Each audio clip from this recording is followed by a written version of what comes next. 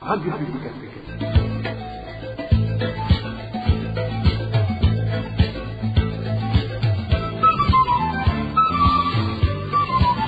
Radio Publique Africaine.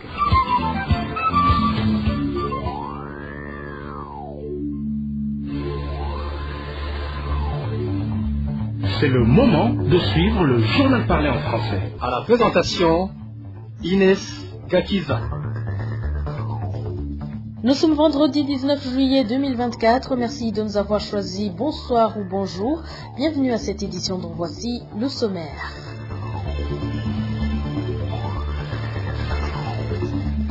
Le ministère de la Santé publique tranquillise que la maladie signalée en commune Mugamba n'est pas la maladie infectieuse MPOX. Dans ce journal, vous suivrez la ministre de la Santé publique.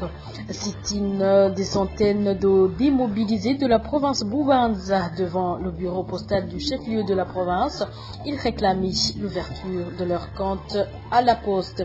Et dans ce journal, nous reviendrons aussi sur le dossier d'Emilienne Sibomana, acquittée par la cour d'appel de Gitega il y a plus d'une semaine. Elle reste en détention. Voilà pour le sommaire.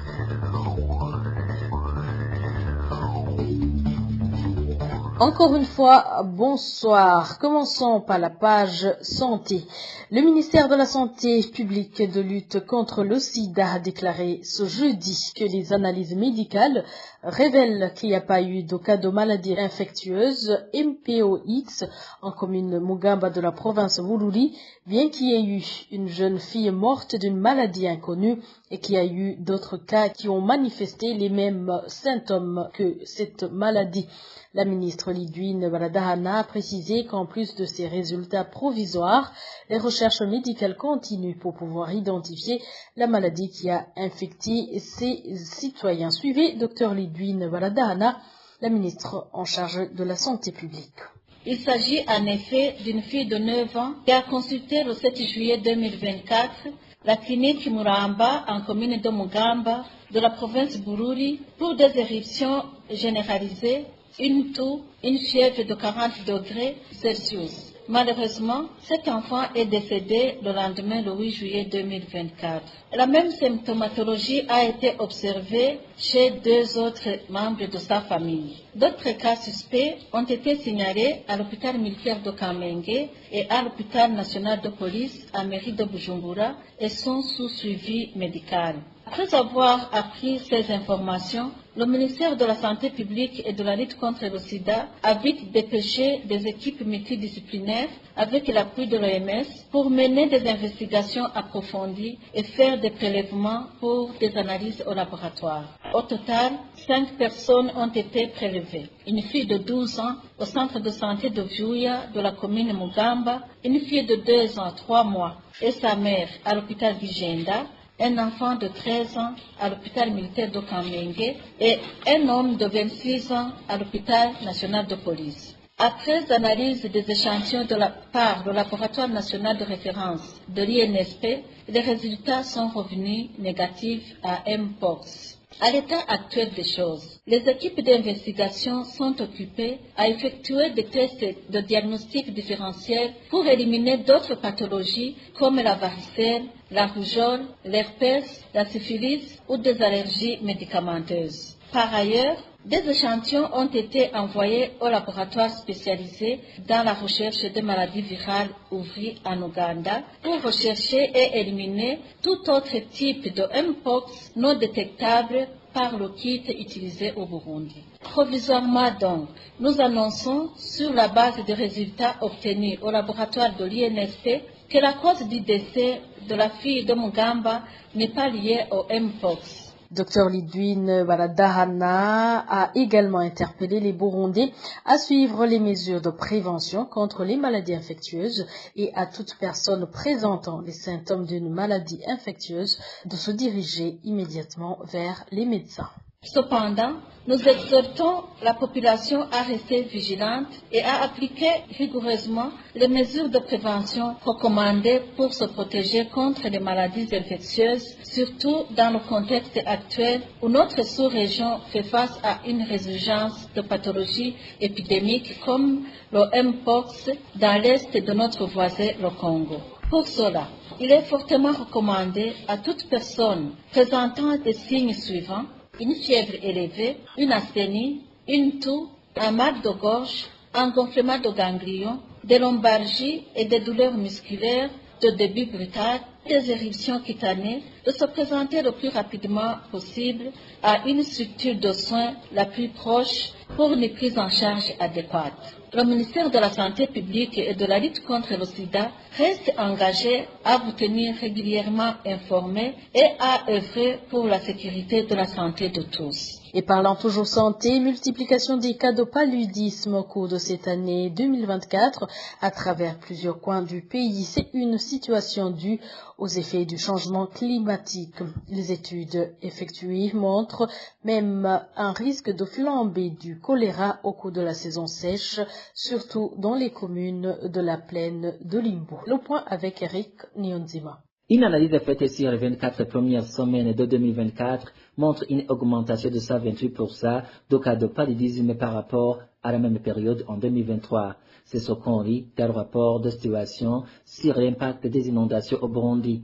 Selon ce rapport, les communes de Bugabira, Kirundo, Nega, Vumbi, Gasho et Giterani connaissent actuellement une flambée de cas de paludisme avec un risque d'extension à d'autres communes.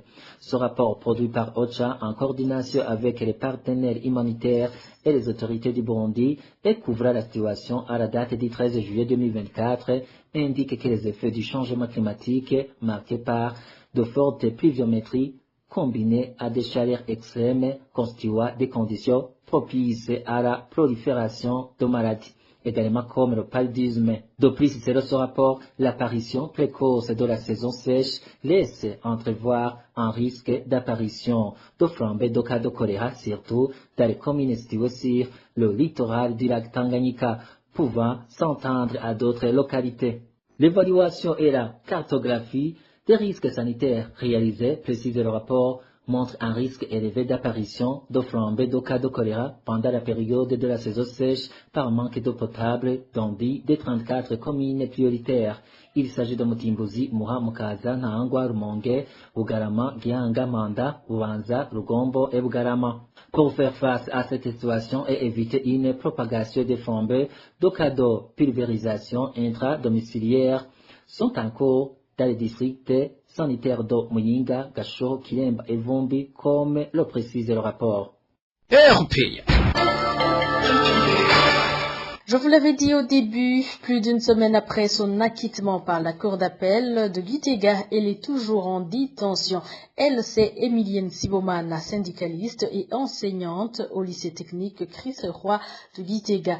La sentence d'acquittement d'Emilienne Sibomana a été rendue par la cour d'appel de Gitega en date du 10 juillet 2024, mais n'a pas été mise en exécution jusqu'à présent afin que l'innocente soit libérée et recouvre sa liberté.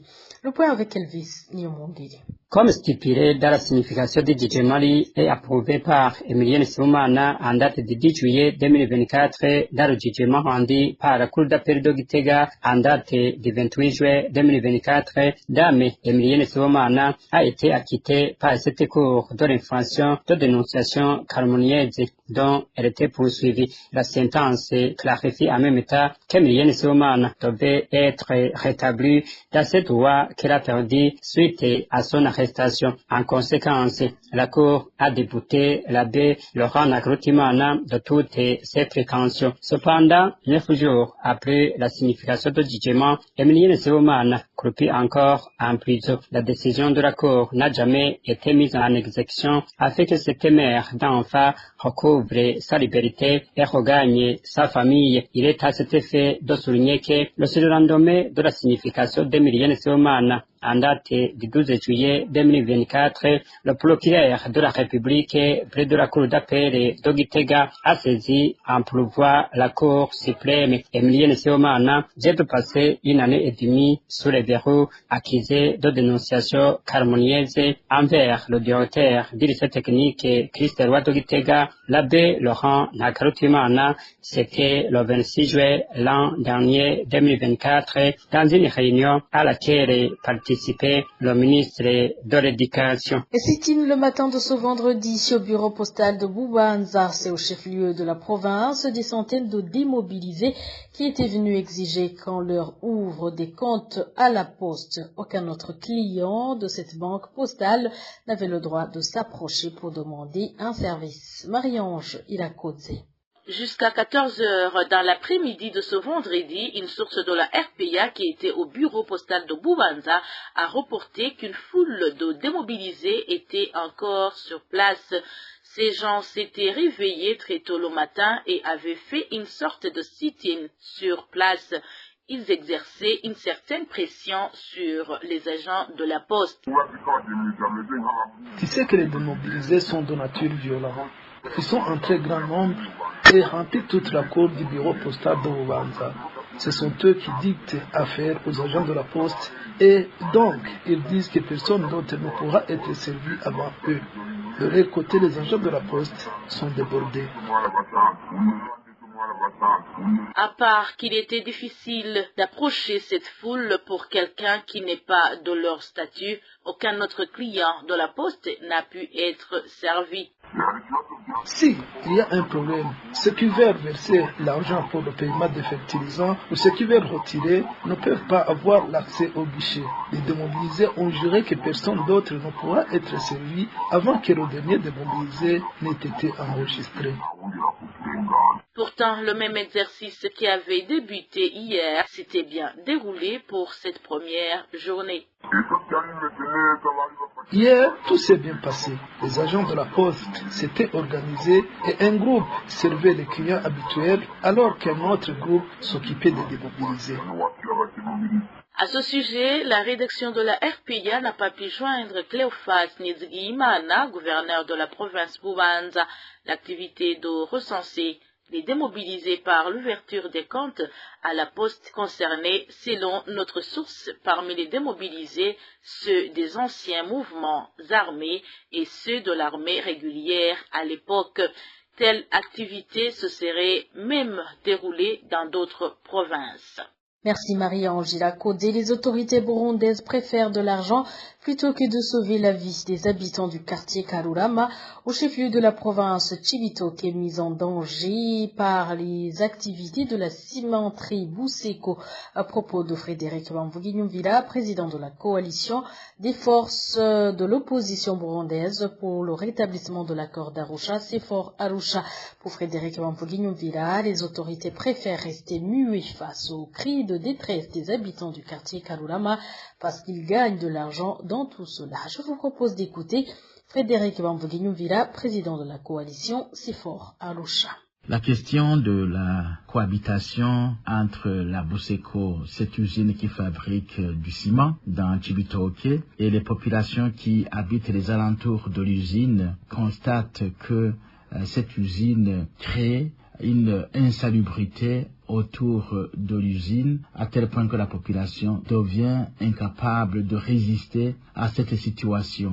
À part les bruits, il y a justement des poussières qui sont dégagées par cette usine et cette poussière affecte la respiration de la population. Cette poussière affecte juste les ustensiles de cuisine et à tel point qu'aujourd'hui, ils ne savent plus à quel sens se vouer. La justice est intervenue, mais la justice n'a jamais eu de solution à proposer à ces populations. Le président de la République a été au courant de cette situation. Il a promis d'intervenir pour trouver la solution, mais jusque-là, toutes ces revendications sont restées lettres mortes, à tel point qu'aujourd'hui, les mêmes populations continuent à se plaindre.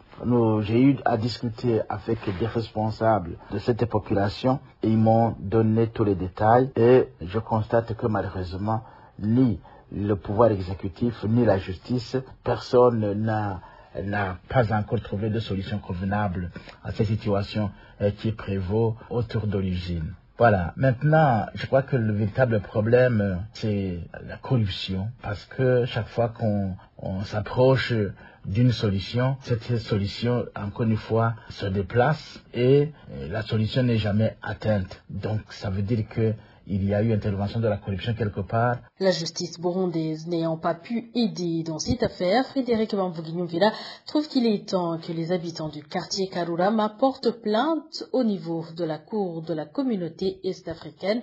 Encore une fois, Frédéric Bamvuginyumvira, qui fut également vice-président de la République du Burundi. Maintenant, que faut-il faire? Nous proposons que cette affaire soit portée à la connaissance de l'East African Community où ce procès doit être présenté. On espère qu'à partir de là, il y aura une solution, même si quelque part nous avons constaté que les cas qui ont été présentés dans cette cour, la plupart d'entre eux ils sont positivement réglés, mais la population tarde à avoir justement la mise en application des décisions de cette cour. L'exemple le plus parlant est juste la décision de la cour par rapport à la question politique de 2015, où le président Nkurunziza est passé outre l'accord d'Arusha et la constitution de 2005 pour forcer le troisième mandat. Et cette cour s'est prononcée justement en faveur des gens qui militaient pour la sauvegarde de la Constitution et de l'accord d'Arusha. Maintenant, j'encourage ces gens, ces populations des alentours de la Boseko d'introduire ce dossier à ce niveau-là et espérant que quelque part il y aura des solutions valables, même si on pourrait être découragé par le premier cas que je viens de citer. Bien entendu, si cela ne marche pas, il va falloir trouver d'autres mécanismes, d'autres cours qui peuvent aider ces populations à trouver juste leur droit à une vie saine. Certains habitants de la colline Gifunzo, commune et province Rutana, s'insurgent contre des magouilles observées dans la distribution du sucre ce jeudi. De plus, ces citoyens indiquent qu'au moins 20 kg ont été détournés par ceux qui étaient chargés de cette distribution sur 2 sacs qui leur étaient destinés. Emmanuel Niyongiko. Le responsable du parti CNDD-FDD sur la colline de Gifunzo, en commune et province de Rutana, est celui qui est pointé du doigt par la population d'être à la tête des magouilles observées dans la distribution du sucre ce jeudi. Notre source indique qu'au moins 20 kg ont été détournés par ceux qui étaient chargés de cette distribution sur 2 sacs qui leur étaient destinés. C'était hier où sur la colline de Gifunzo était prévue une distribution de ce sucre. Cette tâche a été accomplie par le responsable du parti CNDD-FDD sur la colline, le nommé Emmanuel Hajarimana, et réalisé chez le prénommé Félicien, commerçant de Gifunzo. Nous y avons remarqué des irrégularités car on nous a donné 800 grammes. C'est pour dire qu'au moins 20 kilos ont été retenus sur les 2 sacs équivalents de 100 kg. La distribution de ce sucre a été faite par partialité. Il le fournissait à ce qu'il voulait. On nous a informé que 13 kilos sont réservés pour le directeur provincial de l'éducation à Rutana, Emmanuel Sengiyumba, président sur la même colline. Nous avons été étonnés par le fait que chacun a droit à 1 kilo, mais que 13 kg soient octroyés à une seule personne. Les habitants de cette colline de Gifunzo s'insurgent donc contre ce comportement affiché par des militants du parti au pouvoir dans la distribution du sucre par favoritisme et demandent qu'il soit redressé. Ce sont donc les responsables du parti CNDD-FDD qui nous traitent inégalement, où il y a même des vieilles mamans qui sont rentrées bredouilles. Pire encore, il y a une femme au stade d'accouchement qui les a suppliés à fait de lui accorder un peu de sucre qu'elle va utiliser une fois à l'hôpital. Il a été signifié qu'elle doit d'abord boucher quelques nids de poules dans le but de se préparer à une éventuelle descente du président de la République à Rutana. Nous demandons vraiment à l'administrateur de la commune de Rutana de les redresser afin que le sucre soit distribué équitablement et que tous les citoyens en bénéficient. À ce propos, la rédaction de la RPA a contacté Eric Naimera, administrateur de la commune de Rutana, pour recueillir sa réaction, mais il n'a pas voulu s'exprimer. Et dernier dossier de ce journal, grogne des chauffeurs de taxi de la zone Nyakabiga en mairie de Bujumbura. Ils ne sont pas autorisés à s'approvisionner en carburant sur certaines stations-service, une situation qui, selon eux, les empêche de gagner leur pain quotidien comme tout autre citoyen. Denis Claire, il a trouvé. En cas de disponibilité du carburant en zone Nyakabiga, tous les véhicules ont droit de faire la queue pour tenter leur chance d'avoir cette denrée. Cependant, les voitures à usage de taxi n'ont même pas le droit de s'en approcher. L'interdiction a été décidée par le patron des services de renseignement dans cette zone, d'où les multiples grognes au sein de ces conducteurs de taxi de la zone Nyakabiga. Les conducteurs de taxi ici à Nyakabiga sont mécontents et sont dans une désolation totale. On ne sait pas à quel sens se vouer. Tout ceci du fait qu'ils ont refusé de nous servir du carburant dans cette zone comme pour les autres conducteurs. Ils ont décidé qu'aucun taxi ne puisse avoir du carburant dans cette zone. Pourtant, le conseiller du maire de la ville avait déclaré que chaque véhicule pouvait se faire servir. C'est le chef de renseignement de la zone Nyakabiga qui en a décidé autrement à notre défaveur. C'est honteux, regrettable et douloureux. Selon ces conducteurs de taxi, à part que ce métier est leur seul gagne-pain, ça leur permet de répondre aux différents besoins et exigences de leur famille. Ils demandent à la maire de la ville de Bujumbura de plaider en leur faveur, afin qu'ils soient servis comme tous les autres.